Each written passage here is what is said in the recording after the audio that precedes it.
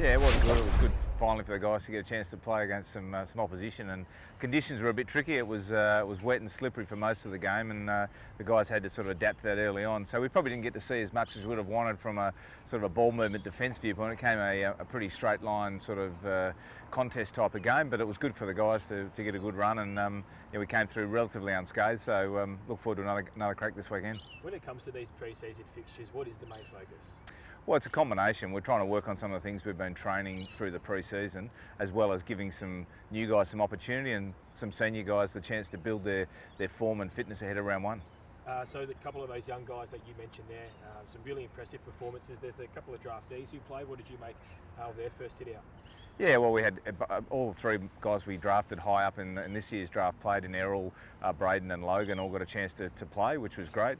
Showed some really good signs, which we knew they would. We've seen them training, so we didn't just pick them because they were high draft picks. We thought they were capable of coming in and playing well for the team, and they showed some good signs. Chad Warner came in and did some stuff to the midfield, which was really pleasing, and had some real impact when he was on the ground.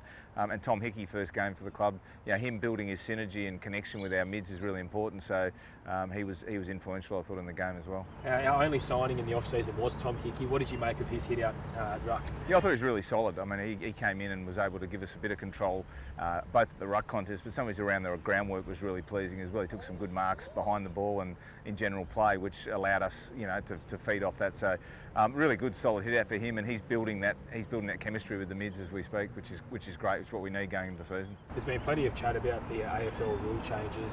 Two questions with that. One, how did the players adapt, and how do you feel like they have adapted, and how has it changed the game so far from what you've seen?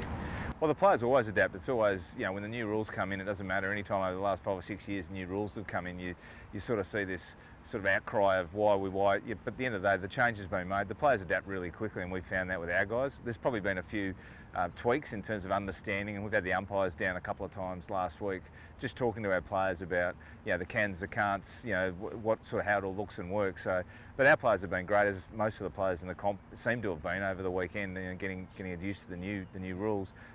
In terms of how it's changed the game, it was probably hard to see in our game on the weekend because, as I said, because it was so wet and heavy, it was difficult for either side to really explore too much with the ball. So hopefully this weekend we get another crack against GWS and we get a drier day and we can start to see how that works. But I think the players will just naturally adapt, and the game will probably flow more. I think that's what we're seeing is, because the mark no longer is able to be worked, you're virtually stationary, opportunities to move the ball quicker I think are going to be there.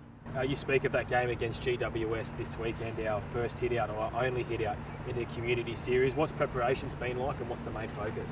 Yeah, we've just gone through a review process this morning around what we learned out of the weekend's game, what we liked, some areas we're going to keep working on, and we'll just preview those into this week's game. Obviously, we're familiar with the opposition, having played them just last weekend, so and it'll be just continue to build and work on what does our best 22 look like for round one, and what sort of style are we, what are we going to work on in terms of our style. So that focus won't change, and this week's going to be more around training to prepare them for that game and beyond. So it's not all focused on winning this weekend. It'd be nice to do that, but it's more about what does it look like in our build to round one.